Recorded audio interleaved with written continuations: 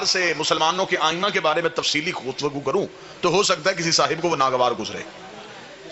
مجھے اپنے مذہب کی صداقت پڑھنی ہے، لیکن دنیا میں جن اماموں کو بڑے سینہ چوڑا کر کے مانا جاتا ہے، اگر ان اماموں کی ہسٹری پڑھی جائے تو ان اماموں کی ہسٹری کیا ہے کہ احمد بن حنبل سے بیٹے نے پوچھا بابا رتبوں کے اعتبار سے مجھے ذرا صحابہ کے نام لکھوا دے. احمد بن حنبل نے 3 صحابہ جو 3 خلفاء ہیں ان کے نام لکھوائے کتاب میں اہل سنت کتابوں سے ریفرنس. مولا علی کا نام چھوڑ دیا، باقی صحابہ کے نام لکھوا دیے. 11 نام صحابیوں کے لکھوا دیے، 3 خلفاء کے لکھوا دیے. جب 14 نام ہو چکے بیٹے نے کاغذ قلم زمین پہ پھینک کے کہا بابا حد نہیں ہو گئی علی سے دشمنی کی؟ میں تجھے کہہ رہا ہوں رتبوں کے اعتبار سے صحابہ کے نام لکھوا. تو نے 14 نام لکھوا دی، علی کا نام لکھوایا ہی نہیں. باپ نے بیٹے کی آنکھوں میں آنکھیں ڈال کر حلالی پر تو نے صحابہ کا پوچھا ہے؟ علی کوئی صحابی ہے؟ علی تو محمد کا بھائی ہے. پوچھ تو صحابہ کا رہا. بسم اللہ. علی صحابی نہیں، علی تو محمد کے بھائی. اب انہیں ابو حنیفہ کہا جاتا ہے. میرے اہل سنت بھائی اگر بیٹھے ہوں نام ان کا ابو حنیفہ نہیں، یہ کنیت ہے. اور حنیفہ کسی مرد کا نام نہیں، یہ ان کی بیٹی کا نام تھا.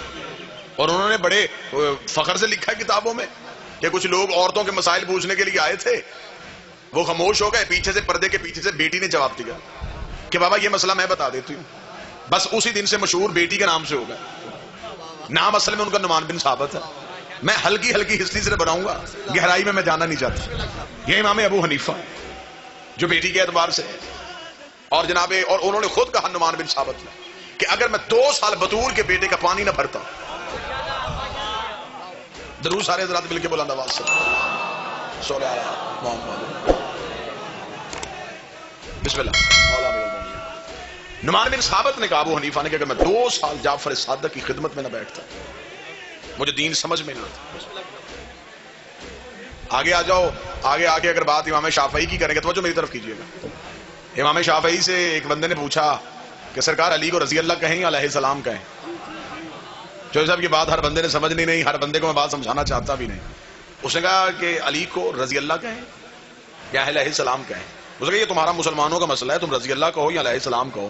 نہ میں رضی اللہ کہتا ہوں نہ میں علیہ السلام کہتا ہوں. انہوں نے کہا تو علی کو کیا کہتا ہے؟ اس نے کہا ماتا شافعی لیسا یدری علی ربہ ام ربہ اللہ. شافعی مر گیا مگر ابھی تک یہی نہیں پتا چلا اسے علی کہنا ہے یا اسے اللہ کہنا ہے.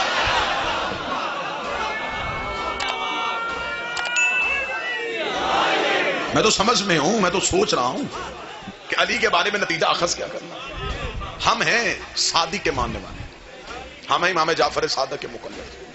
ہم نے تقلید کی ہے تو بطول کے بیٹے کی، ہم اجتہاد کے قائل ہیں تو زہرا کے بیٹے کے قائل ہیں، ہم معصوم کی نس کے قائل ہیں.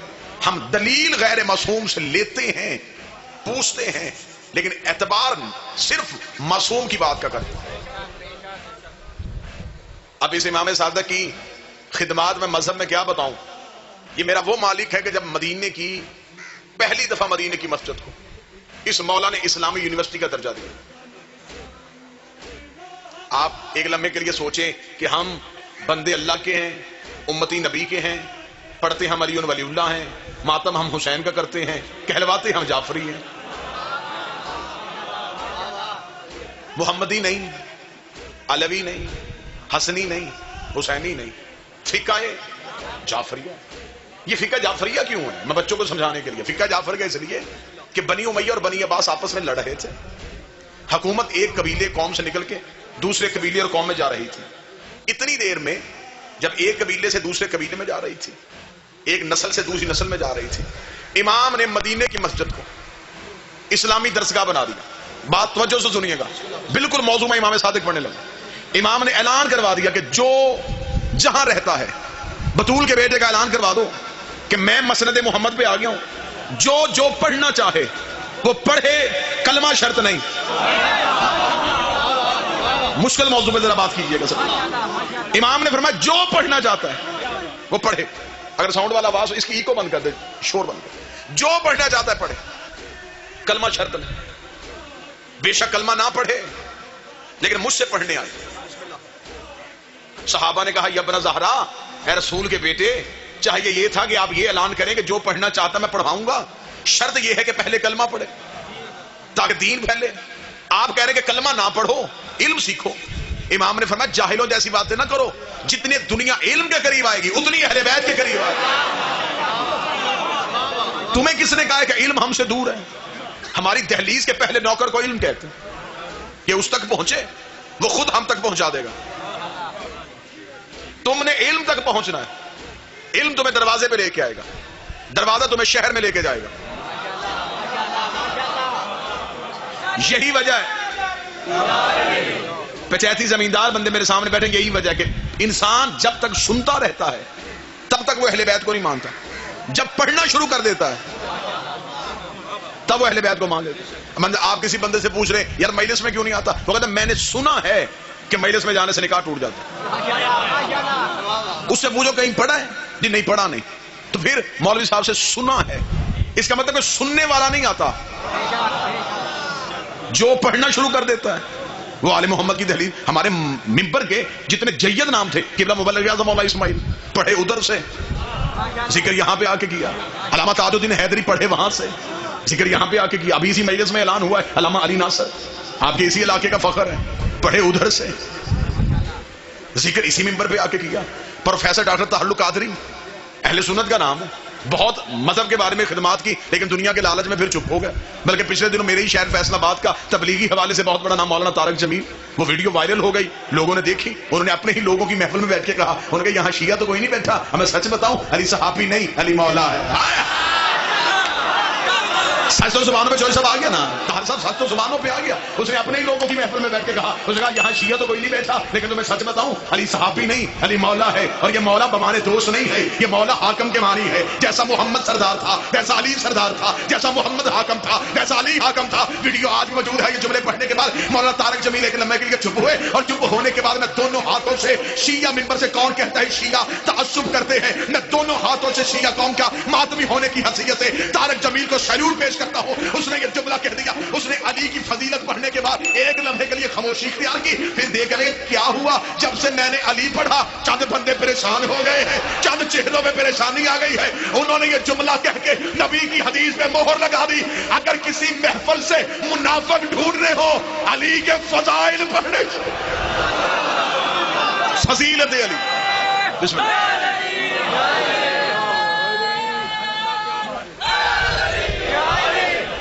فضیلت علی سے اندازہ ہو جاتا، پوری طاقت سے زبان کے ساتھ دل والا علی والا علی والا بلا بلا ساری سرداری کا لندار۔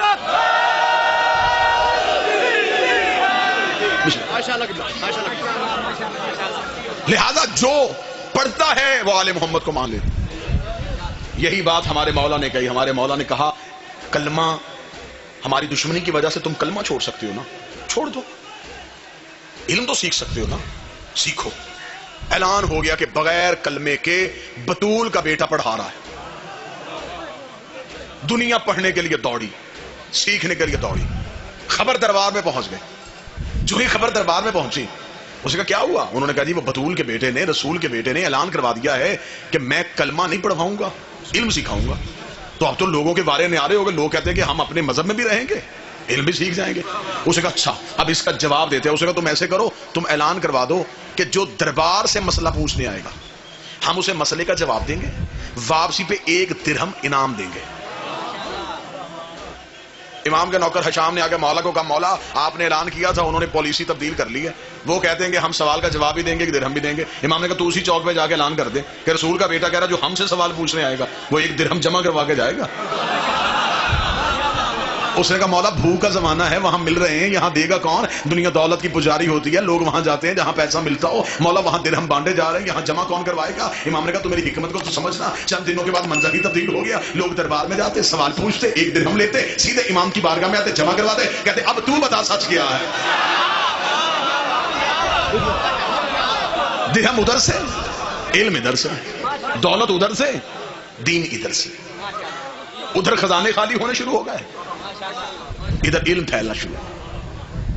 اب میں بتانے لگا ہوں کہ یہ فقہ جعفریہ کیوں ہے بھائی، اتنے پرسکون ہیں ہم۔ سکون ہوتا ہے جب ٹیلی ویژن پہ بھی لکھا ہوتا ہے فقہ جعفریہ کے مطابق، ہائے ہائے، تسلی ہوتی ہے کہ ہم اس کے مطابق ہیں۔ فقہ کہتے ہیں رستے کو، یعنی کہ لوگ ہمیں خود اقرار کرتے ہیں یہ جعفر صادق کے رستے کو، اور انہی کا رستہ صراط مستقیم ہے۔ اب امام نے کہا علم سیکھو، پڑھو مجھ سے، جو پڑھنا چاہتے ہو پڑھو، جو سیکھنا چاہتے ہو مجھ سے سیکھو۔ اب دنیا امام سے سیکھنے کے لیے آ رہی، دنیا پڑھنے کے لیے آ رہی، اور امام نے 3-3.5 سال میں، موضوع پسند ہے یا نہیں ہے؟ 3-3.5 سال میں مولا نے اتنی جلدی زمانے کو اتنا علم دے دیا کہ امام نے 4000 شاگرد اپنی یونیورسٹی سے، اپنے مدرسے سے، اپنے درسگاہ سے فارغ التحصیل کی۔ 4000 شاگرد جو طاہر صاحب جب امام کے مدرسے سے پڑھ کے نکلے، امام نے کہا دیکھو تم نے علم سیکھنا تھا، میں نے سکھایا، اب میرا حکم ہے اب علم سیکھنے کے بعد گھروں میں نہ جانا۔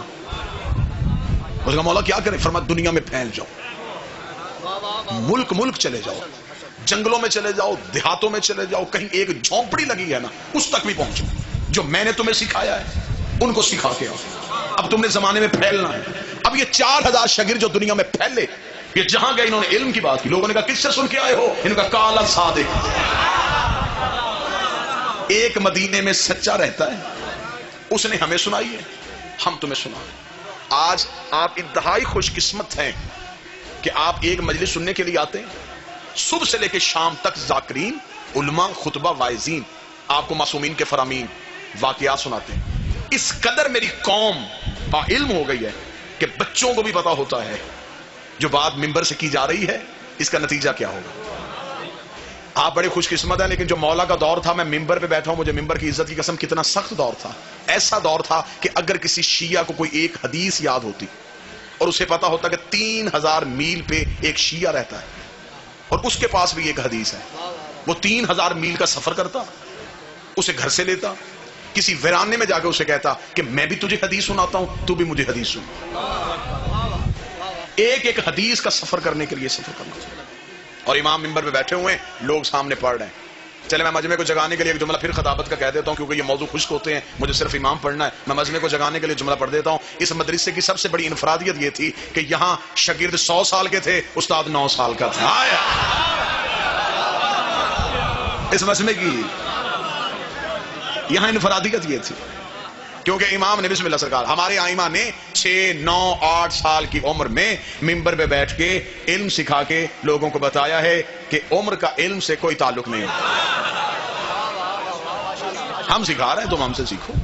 اب امام پڑھا رہے ہیں، اور جو نوجوان بیٹھے ہیں ذہنوں میں رکھنا، آج دنیا میں جتنے علم پڑھائے جاتے ہیں، میری گفتگو کا مکمل میں مخاطب ہوں اپنی نوجوان نسل سے، اپنے اسکول، کالجز، یونیورسٹیز میں جانے والے دوستوں سے۔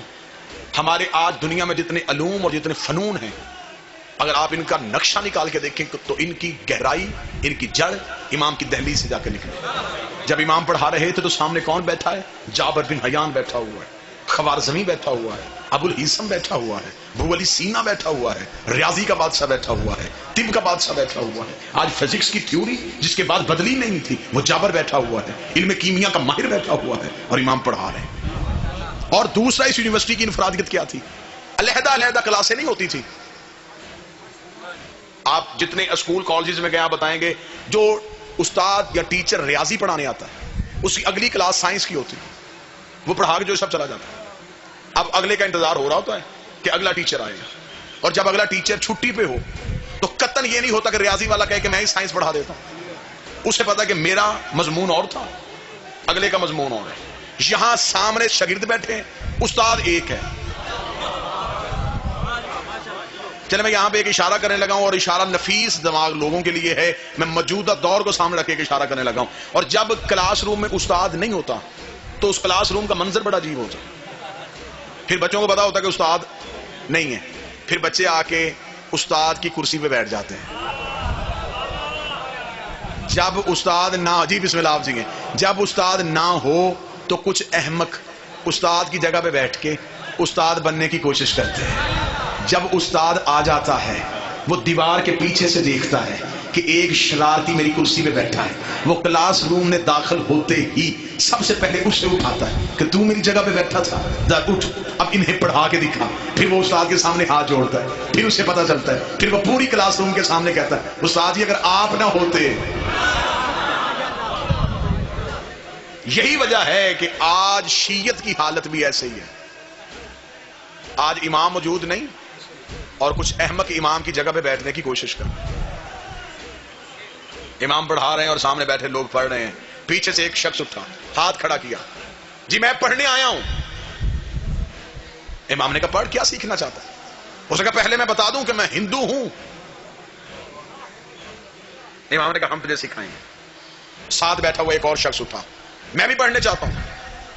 تو پڑھو. اس نے کہا یہ ہندو ہے, کہیں نہ کہیں خدا کے وجود کا قائل ہے. میں دہریہ ہوں, میرا عقیدہ ہے کہ کائنات میں کوئی اللہ ہے ہی نہیں. اب یہ گفتگو کہاں ہو رہی ہے؟ امام کی بارگاہ میں, صرف اپنے بچوں کو بتانے کے لیے کہ مذہب پھیلا کیسے. یہاں مجمع سے ایک بندہ اٹھے اور مجھے اٹھ کے کہے کہ میں نہیں مانتا کوئی علی ہے, تو میرے جواب دینے سے پہلے مجمع سیکھ پا ہو جائے گا. میں بھی جواب دوں گا تو جس بات پہ قابو رکھ سکوں گا. اب وہ امام کے سامنے کہہ رہا ہے کہ میں نہیں مانتا کوئی اللہ. امام نے کہا تو کیا کہتا ہے کہ اللہ کیوں نہیں ہے؟ اس نے کہا اللہ ہوتا تو نظر آتا. اس نے کہا میں ہر اس چیز کا قائل ہوں جس کا وجود ثابت ہے. اور آج بھی دہریہ مذہب موجود ہے دنیا میں, وہ کہتے ہیں کہ اللہ کا وجود نہیں تو اللہ نہیں. اس نے کہا دیکھ, اگر اللہ ہے دکھا, جنت ہے دکھا, فرشتہ ہے دکھا, جو چیزیں نظر نہیں آتی کیوں منواتا ہے اسے؟ اس نے کہا ہاں میں تیرے مذہب کا قائل نہیں, تیرے علم کا قائل. امام نے کہا تو میرے مذہب پہ نہیں آنا چاہتا, سیکھنا چاہتا ہے؟ اس نے کہا جی پڑھنا چاہتا ہوں. امام نے کہا کیا پڑھنا چاہتا ہے؟ اس نے کہا طب, میڈیکل, حکمت, حکیم بننا چاہتا ہوں. امام نے کہا ہم تمہیں داخلہ دیتے ہیں. اس نے کہا میں پھر بتا دوں میں اللہ کو نہیں مانوں گا کیونکہ وہ نظر نہیں آتا. امام نے کہا میں تمہیں منواؤں گا ہی نہیں جب تک نظر نہیں آئے گا.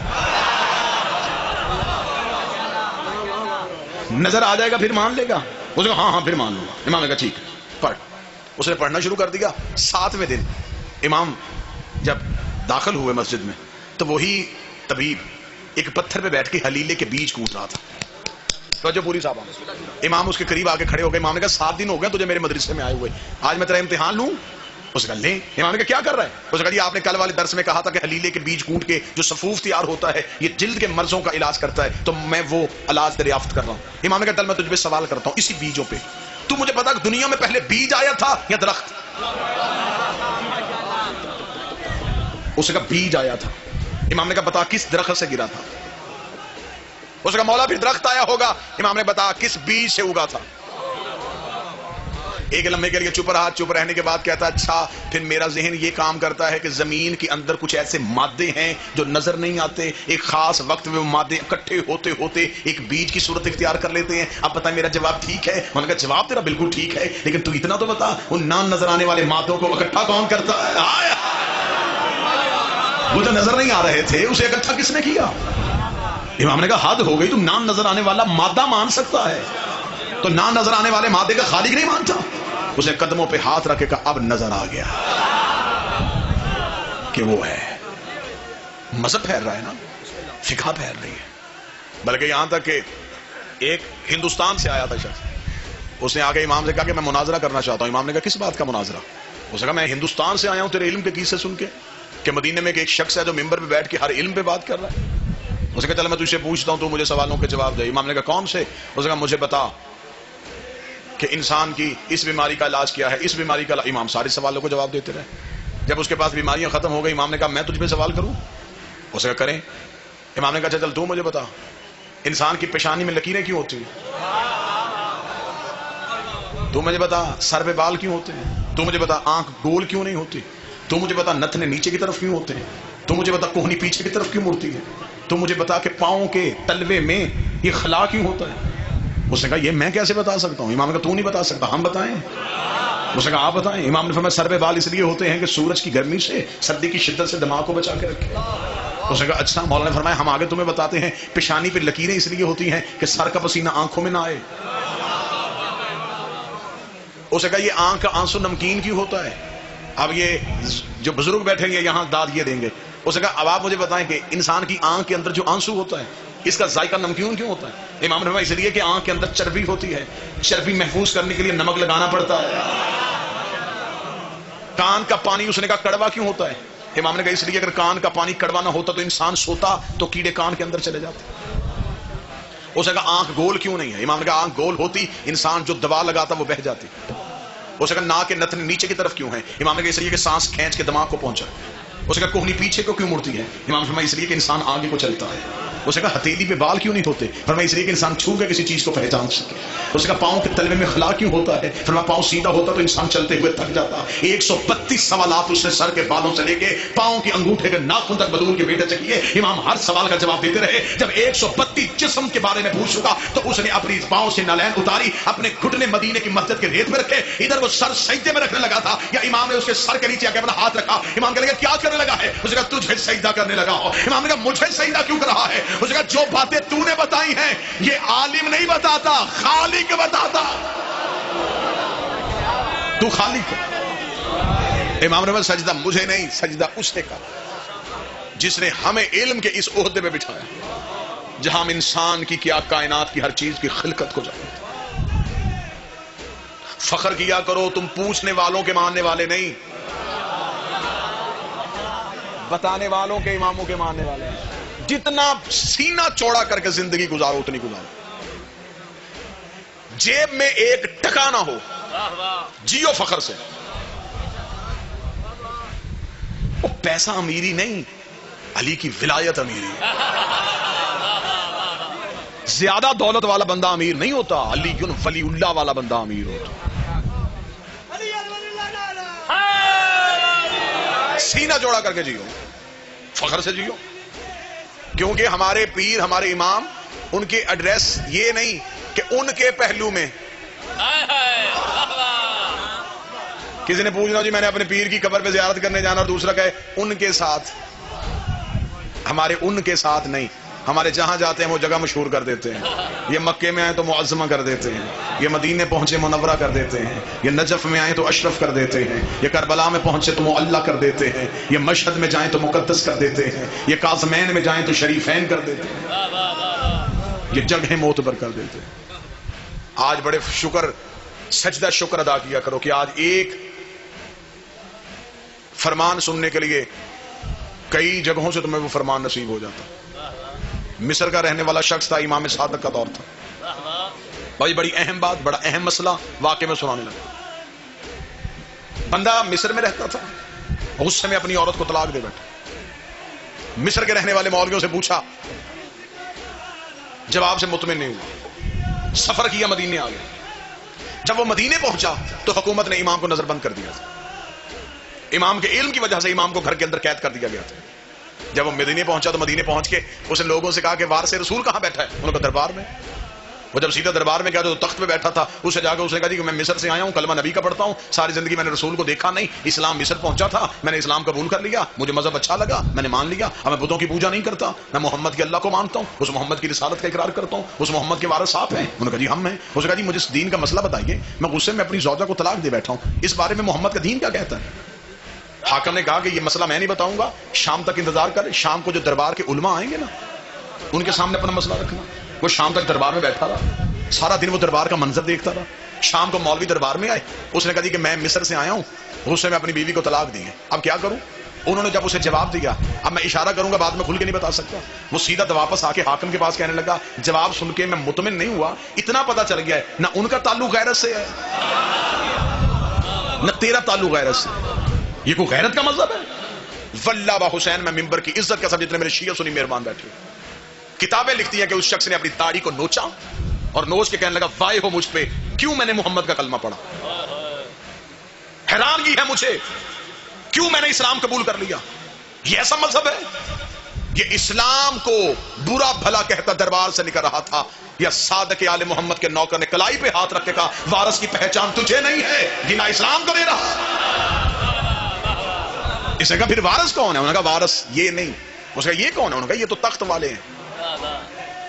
نبی کے جانے کے بعد دو حصے ہو گئے اسلام کے, ایک تخت والا اسلام ہے, ایک غدیر والا اسلام.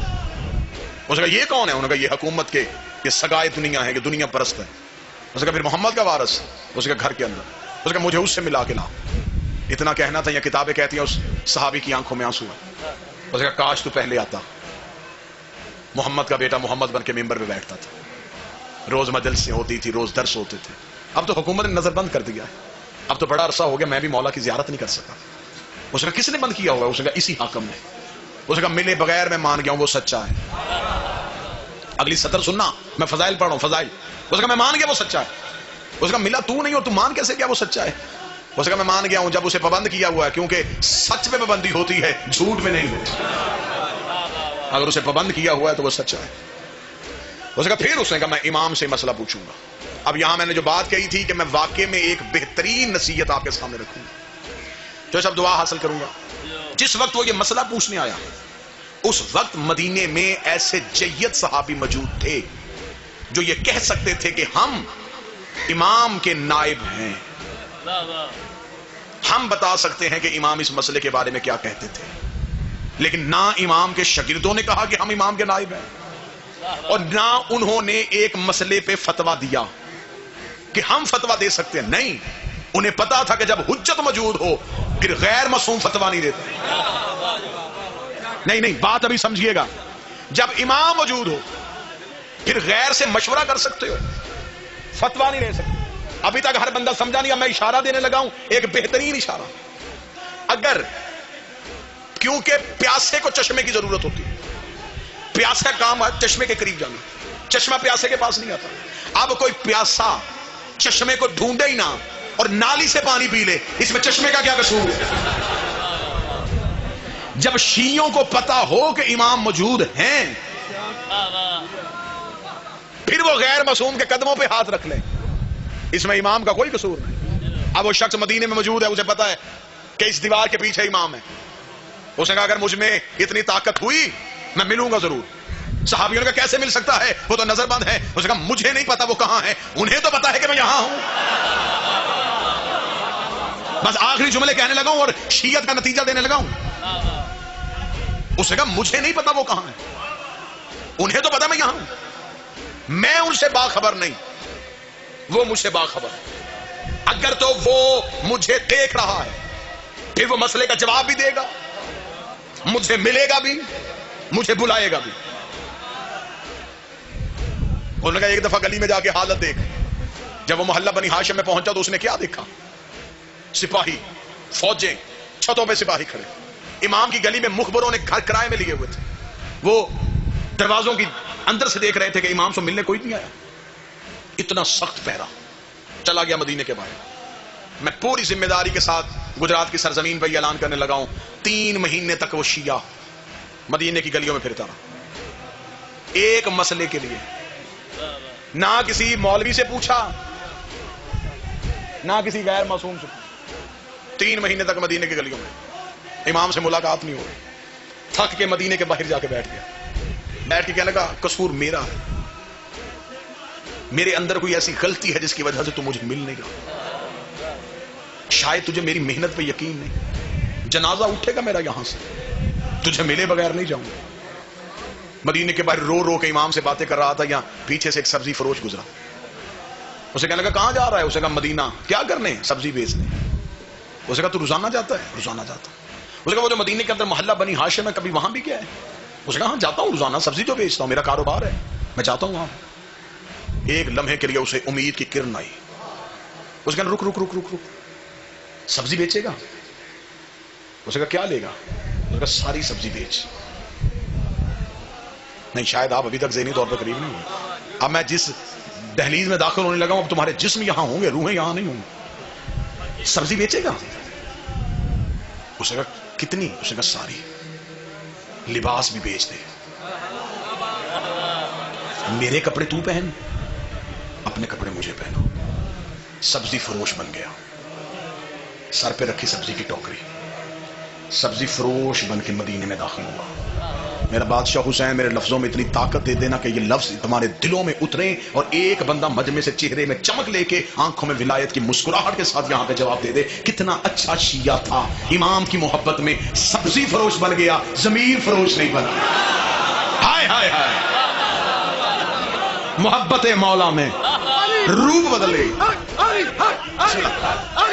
نعرہ حیدری، رسول کے بیٹے کی محبت میں. بسم اللہ سر. لباس بدل لیا، ضمیر فروش نہیں بنا. سبزی فروش بن کے مدینے میں داخل ہو گیا. کس مدینے میں؟ جہاں بطول کا بیٹا ہے. کس مدینے میں؟ جہاں 3 مہینے گلیوں میں پھر رہا اور امام سے مل نہیں رہا. مدینے میں داخل ہو گیا سبزی فروش بن کے. سبزی لے لو، سبزی لے لو. گلیوں سے ہوتا ہوتا محلہ بنی ہاشم کی طرف رخ ہو گیا. محلہ بنی ہاشم کی پہلی چیک پوسٹ جہاں فوجی کھڑے تھے انہوں نے روکا. کہاں جا رہا ہے؟ اس کا سبزی بیچنے جا رہا ہوں. اس کا تجھے خبر ہے اس گلی میں کون ہے؟ تو اسے کہا مجھے نہیں پتا, میں تو سبزی فروش ہوں, روزانہ سبزی بیچنے آتا ہوں. میں نے کہا ہاں ہاں ٹھیک ہے گزر جا. 3 مہینے کے بعد اس مقام تک پہنچ گیا, گلی میں داخل ہو گیا, محلے میں پہنچ چکا ہے. اب پتا ہے کہ اسی محلے میں مولا کا گھر ہے. اب اس گلی میں داخل ہونے لگا ہے جس گلی میں میرے بادشاہ کا محل ہے. جو ہی اس گلی میں آیا تو پھر فوجیوں نے روکا. کہاں جا رہا ہے؟ اس کا اس گلی میں سبزی بیچنے جا. اس کا تجھے پتا ہے کہ اس گلی کے اندر کون رہتا ہے؟ اس کا مجھے یہی خبر ہے کہ یہاں کوئی اہم شخص رہتا ہے جس کے لیے فوجیوں نے یہاں پہ پہرے لگائے ہوئے ہیں, لیکن مجھے کسی کا پتہ نہیں, میں تو دوسرے شہر سے سبزی بیچنے آتا ہوں. چل گزر. اب امام کی گلی میں داخل ہو گیا. اب دل دھڑکنا بند ہو رہا ہے, قدم بوجھل ہو گئے. 3 مہینے سے جس کا انتظار کر رہا تھا وہاں پہنچ چکا ہے. اب زبان گونگی ہو گئی ہے اور یہاں والی زبان بول رہی ہے. اب دھڑکنیں گفتگو کر رہی ہیں, دل کے لہجے سے بول رہا ہے. زبان بالکل چپ ہے, یہ دل بول رہا ہے کہ دیکھ اب میں یہاں تک آ گیا ہوں, اب میرا اتنا امتحان نہ لے, اب میری محبت کی قدر کر لے. میں بڑی مشکلوں سے یہاں تک پہنچا ہوں, اب تو جہاں بھی ہے مجھے بلا لے. چل مجھے سوال کا جواب نہ دینا, مجھے صرف زیارت کروا دے. میں صرف دیکھنا چاہتا ہوں کہ محمد کیسے تھے, میں دیکھنا چاہتا ہوں علی کا حسن کیسا تھا, میں دیکھنا چاہتا ہوں حسین کریم کتنا تھا. اب یہ دل کی دھڑکنوں سے گفتگو کرتا ہوا امام کے دروازے کے بالکل سامنے پہنچ گیا. اب پتا ہے کہ یہ دروازہ ہے امام کا, لیکن فوجی یوں چھتوں پہ ہیں, سپاہی آگے پیچھے ہیں, یوں پہرا ہو رہا ہے. اب جب امام کے دروازے کے بالکل سامنے سے گزرا, ایک لمحے کے لیے آنکھیں بند کی کہ اگر ایک قدم بھی آگے بڑھ گیا تو دوسری طرف سے باہر نکل جاؤں گا, واپس مڑنے کوئی نہیں دے گا. اسی گھر کے اندر مولا بیٹھے, ابھی دروازے کے سامنے تھا, اگلا قدم آگے اٹھا نہیں تھا, یا امام کے گھر کا دروازہ کھلا. نوکر کا سبزی فروش اندر آ, آج مولا نے سبزی دے کے لینی ہے. کل بھی تو خراب سبزی دے گیا. مولا ناراض ہو رہے ہیں, وہ کہہ رہے ہیں اسے اندر بلاؤ, آج ہم سبزی خود لیں گے. خوش ہو گیا, پتہ چل گیا کہ تیر چل گیا, دھڑکنے سمجھ گیا, وہ گفتگو بات بھام گیا. وہ جلدی سے امام کے دروازے فوجیوں نے سامنے تلواریں نیزے کی. کدھر؟ اس کا یہ غلام کہہ رہا ہے کہ اس کے مولا نے بلایا. اسے کہا تمہیں پتا ہے اندر کون بیٹھا ہے؟ اندر شیعوں کا امام بیٹھا ہے, پابندی لگائی ہے حکومت نے, کوئی اسے مل نہیں سکتا, اور تو اتنی جلدی جائے گا؟ اس کا اس نے کہا کہ سبزی ان کے مولا نے دے کے لینی ہے, میں تو سبزی بیچنے جا رہا ہوں, مجھے کیا پتا کون ہے. سپاہیوں نے کہا ہم تیرے ساتھ چلیں گے. 2 سپاہی پھر ساتھ چلے. امام کے صحن کے اندر جا کے ٹوکری رکھ کے بیٹھ گیا. کتنا خوش نصیب تھا. اب جتنے نمازی میرے ساتھ شامل ہیں مجھے اتنے ہی چاہیے تھے جن کے عقیدے کا وضو ٹھیک ہے, وہ اگلی صف میں آ گئے ہیں. یوں امام کے صحن میں بیٹھا ہوا, اور نظریں ہیں حجرے کے پردے پہ. پتا ہے کہ اس حجرے سے باہر آئیں گے. سپاہی سر پہ کھڑے ہوئے ہیں, نظریں حجرے پہ, دل کی دھڑکن قابو سے باہر ہے. ایسے انتظار کر رہا تھا جیسے موسیٰ دور پہ کرتے تھے. یک لخت حجرے کا پردہ اٹھا, امام کا پہلا قدم صحن میں آیا. سر پہ رسول والا امامہ, ابو طالب کی ابا, ہاشم کی دستار, عصائے موسیٰ کو ہاتھ میں لیے ہوئے, انگشتری سلیمان کو انگوٹھی میں پہنے ہوئے, چہرے پہ حسن والی مسکراہٹ, علی والا حسن. یہ امام کو ایسے دیکھ رہا تھا جیسے مصر کی عورتیں یوسف دیکھ رہے ہیں. بسم اللہ. اگلے ہی لمحے میں محتاب امامت اس کے پہلو میں آ گیا. امام اس کے قریب آ کے بیٹھ گئے. خوشبو ولایت کو اس نے سونگنا شروع کیا. امام نے اس کے قریب بیٹھ کے ٹوکری سے کپڑا ہٹایا. امام نے سبزی چننی شروع کی. یہ امام کا چہرہ دیکھ رہا ہے.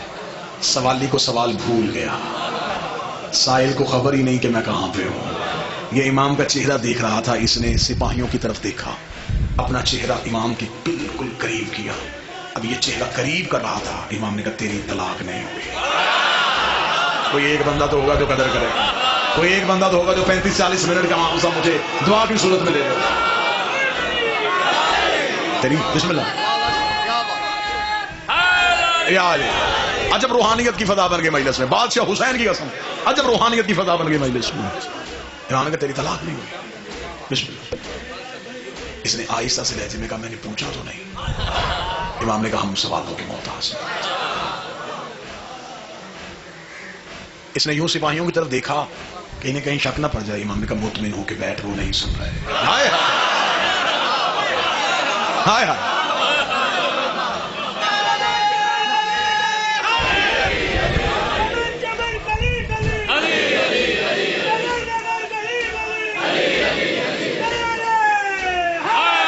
یا مطمئن ہو کے سن، وہ نہیں سن رہے. مالک کیوں؟ فرمایا ہم وہی ہیں جو معراج کے پردے میں بولے تھے.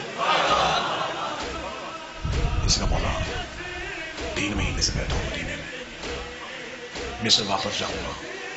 لوگ پوچھیں گے کہ صرف اتنا پوچھ کے آ گیا کہ طلاق نہیں ہوئی. کوئی دلیل؟ کاش وقت ہوتا. امام قرآن کی آیتیں پڑھتے، امام نانے کی حدیث سناتے. امام نے کہا جا کے مصر والوں کو صرف اتنا کہہ دینا تو نے طلاق دی تھی غصے میں، غصہ حرام ہوتا ہے اور حرام حالت میں حلال کام نہیں ہوتا. کتنی وزنی دلیل بھائی. اس دلیل کے بغیر اب دوسری دلیل کی ضرورت ہی نہیں. امام نے کہا غصہ حرام ہے اور تمہیں حرام حالت میں حلال. بغیر وضو کے نماز کیسی؟ حرام حالت میں حلال کام کیسا؟ امام نے کہا تیری طلاق واقع نہیں ہوئی. اتنا کہنا تھا یہ یا علی کہہ کے اٹھا. سپاہیوں کی آنکھیں کھل گئیں. اس کو دونوں کاندھوں سے پکڑا. اچھا تو بھی محب ہے، بھیس بدل کے آیا تھا، تو نے ہمیں دھوکہ دیا، ہم تمہیں زندان میں ڈالیں گے. یہ کہہ کے کھینچ کے لے کے جا رہے تھے. اس کے چہرہ امام کی آنکھوں پہ تھا. امام کے چہرے پہ ہلکی سی مسکراہٹ تھی. اس کا اب مجھے کوئی ڈر نہیں ہے، اب چاہے یہ مجھے قتل بھی کر دے، مجھے زندگی کا مزہ آ گیا. میں نے تیری زیارت کر لی ہے، اب مجھے زندگی سے محبت نہیں رہی. لیکن جاتے جاتے مجھے ایک سوال کا جواب دے دے. 3 مہینے جو میں مدینے میں پھرتا رہا، کئی دفعہ میں مصر واپس جانے لگا، آدھے رستے سے واپس آیا، مجھے کون سی چیز ہے جو واپس جانے نہیں دیتی تھی؟ امام نے کہا اگر تیری ماں آدھے رستے سے واپس نہ آئی ہوتی تو بھی آدھے رستے سے واپس نہ.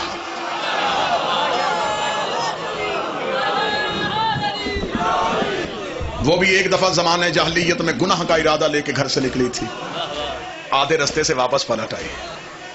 تو بھی آدھے رستے سے اس لیے واپس پلٹا کہ تو حلالی ہے. خوش نصیب ہو اس مولا کے ماننے والے ہو. کچھ نہ ملے ہمیں دنیا میں، ہمیں کچھ نہیں چاہیے. ہمیں صرف انہوں نے اپنی محبت دے دی، بغیر مانگے ہمیں علی کی ولایت مل گئی، بغیر خوف کہ ہم حسین کا ماتم کرتے ہیں، بغیر لالچ کہ ہم محمد کی بیٹیوں کو روتے ہیں. بادشاہ حسین کی عزت کی قسم، میرے بعد بہت بہترین مصائب کی دنیا کا ایک نام ہے، اللہ درجات بلند کرے، بابا سید صابر حسین شاہ صاحب کے. اللہ اس پورے خانوادے کو سلامت رکھے. ایک ذاکری کی درسگاہ ہے، وہ انہی کے فرزند ہیں. بہترین مصائب آپ کو سنائیں گے. بادشاہ حسین کی عزت کی قسم چوہی طاہر صاحب، یہ جو آنسو آنکھ سے گرتا ہے یہ عطا ہے، یہ خیرات ہے. جن میں کئی دفعہ ذکر زہرا کے لیے جاتے ہیں، ہر آنکھ نہیں ہوتی، ایک لمحے کے لیے جس پہ وہ ترس کر دیتے ہیں نا، پھر آنکھیں برسنا شروع ہو جاتی. یہ ہم پہ سب سے بڑا احسان ہے، ہم اس سے روتے ہیں جس کی لاش پہ بہنے نہیں ہوئی. یہ ہم پہ سب سے بڑا کرم ہے. اگر کوئی میرا اہل سنت بھائی بیٹھا ہے، میں منت کر کے کہوں گا، میں شیعہ قوم کا خطیب ہوں، تمہارا مہمان ہوں. زمانے کو ہم سے کیا شکوہ ہے؟ ہمارے رونے پہ پابندی کیوں ہے؟ ہمیں رونے کے لیے اجازت کیوں لینی پڑتی ہے؟ ہم دنیا کو یہ کہتے ہیں کہ لوگ ہنسنے کے لیے اجازت لیتے ہیں، لوگ سرکس کے لیے اجازت لیتے ہیں. ہم اتنی مظلوم قوم ہیں، ہم صرف ایک منت کرتے ہیں، ہمیں کھل کے رونے دو. ہمارا اس زمانے میں ہنسنے کو دل نہیں کرتا. لوگ ہمیں کہتے ہیں تم عید والے دن بھی روتے ہو، ہم کیسے نہ روئیں؟ ہمیں نہیں پتا کہ مسلمانوں کی دونوں یہ جو عیدیں ہیں یہ سیدوں کی کوفہ کا ہے. میرا سلام ہے میری قوم کے ہر ماتمی کو.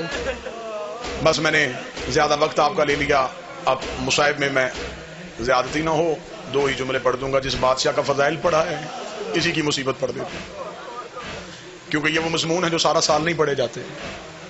ہر شہادت آپ سنتے ہیں، یہ وہ شہادتیں ہیں جو نہیں پڑھی جاتی. میں 2 سطریں اس بادشاہ کی پڑھ دیتا ہوں. سادات و غیر سادات، مجھے معاف کر دینا، یہ کائنات کا 12 ائمہ میں سے یہ غریب امام وہ ہے اس کے گھر کو بھی بطور کے گھر کی طرح آگ لگائی گئی، جس کی ہلکی سی بھی تاریخ سے دلچسپی ہے. جعفر صادق کی حویلی کو جلایا گیا ہے. آپ سمجھتے ہیں کہ مسلمانوں نے صرف ایک دفعہ آگ لگائی؟ نہیں، انہوں نے ایک دفعہ بطور کے گھر کو آگ لگائی، پھر انہوں نے زینب کے خیمے کو آگ لگائی، تیسری بار انہوں نے جعفر صادق کی حویلی کو آگ لگائی. اب مجھے اگلی سطر صدا سے، خصوصاً صدا سے، ممبر پہ بھی صدات بیٹھے معافی مانگے. جب امام جعفر صادق کے گھر کو آگ لگی ہے نا، امام کی 4 بیٹیاں سو رہی تھی.